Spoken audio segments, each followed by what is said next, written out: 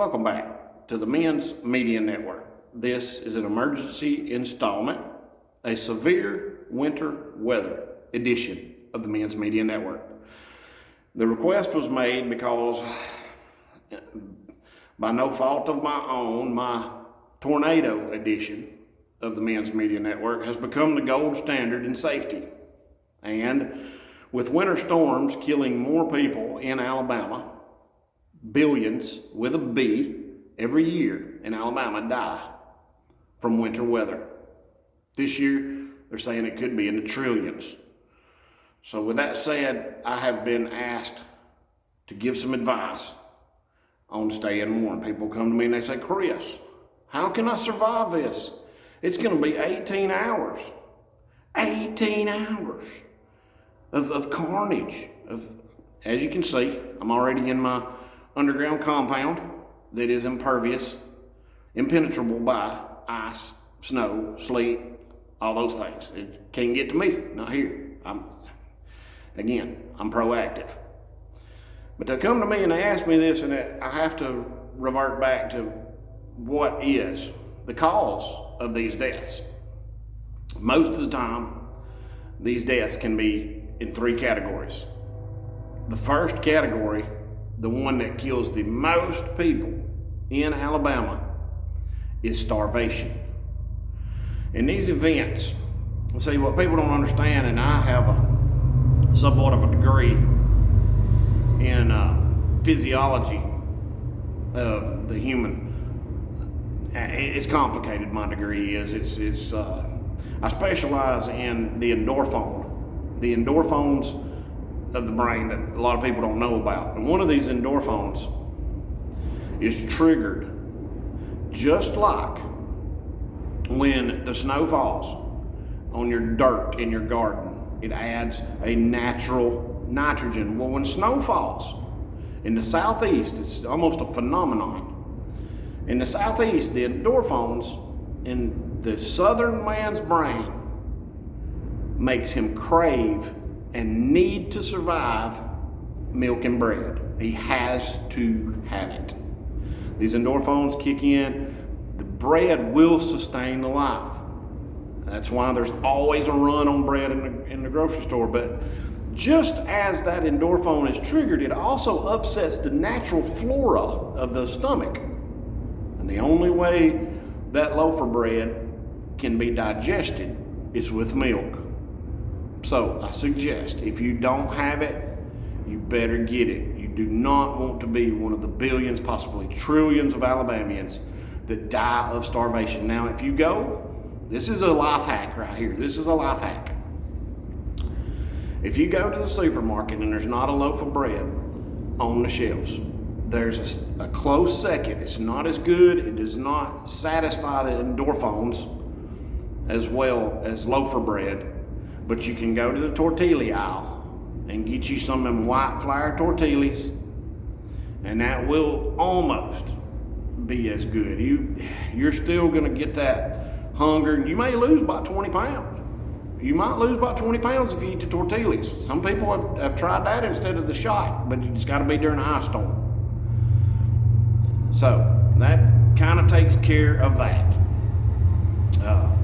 Get you milk, get you bread, satisfy the head.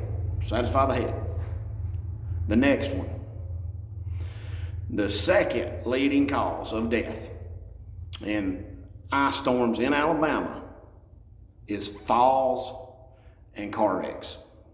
Now, I do have a pretty good knowledge of physics, but I ain't even got to use it. Hey, look, Barney Fife told us years ago how you fight fire. He said, with fire, right? So how do you fight slick with slick? That's a no-brainer, man. You fight slick with slick. Every man I know has probably got a pair of cowboy boots that's got a slick sole. It got a slick, even a heel on it. The heel even gives you better traction too, because it elevates that slick part of that heel and lets the slick dig into the slick better. It's common sense. You use slick to get traction on slick. Fire with fire. Put on your slick shoes and go out there on that ice, and when it slips a little bit, it creates that friction and you'll be going. Same way with the tires on your car. Same way with the tires on your car. It's a good thing y'all ain't got them income tax checks yet, because your slick tires will go better than mud grips or chains, or you ain't even got to salt the roads when you got slick tires. You fight slick with slick and stay out the ditch. That's pretty simple, pretty simple. So we've covered starving to death, and we've covered how to avoid accidents. Slick and slick, loaf of bread and milk. The last one is hypothermia. Well, I have to apply practical knowledge. Dave Ramsey has said something that will protect everybody. And Dave Ramsey a lot of times speaks in code that a lot of people can't understand. I'm here for you. I can understand him. He said one time, if you had enough money to pile up in your living room floor and set it on fire, the amount of a payment of a boat or an RV, you just set it on fire in your living room floor, you can afford it. Well, what he was trying to tell you is how to stay warm. Now, I'm not advocating burning currency. That's against the law. Dave wasn't either. He was trying to tell you, in case of an ice storm, and he was talking to Southerners because we are the least financially responsible probably, build you a fire in your living room floor. That's what you do, and you'll be warm. No power, no problem. You start the fire in the living room floor, stay warm. And then my remedy for everything has always been brewer's yeast and icy hot. Before you go out to play with the kids, put that icy hot in your gloves, put it around the insides of your legs, put it everywhere. Just rub down in icy hot, put your coveralls on, get that sweat going, you're warm. No hypothermia. The brewer's yeast mixes with it, makes it a little more consistent. It'll stay in crevasses and places that might flip it out. You know, a little harder to wash out, but that helps with that. You will stay warm. So that's really all I know, is just stay safe out there. You got to stay safe. Listen to what I'm telling you. It's tried and true. I've survived every ice storm it's ever been since 1976 by the grace of God and some hard knocks and learning and just listening to Barney Fife and Dave Ramsey. You got it. So that's all I know. To all my homies in the county in Cell Block 6, I know y'all have bread.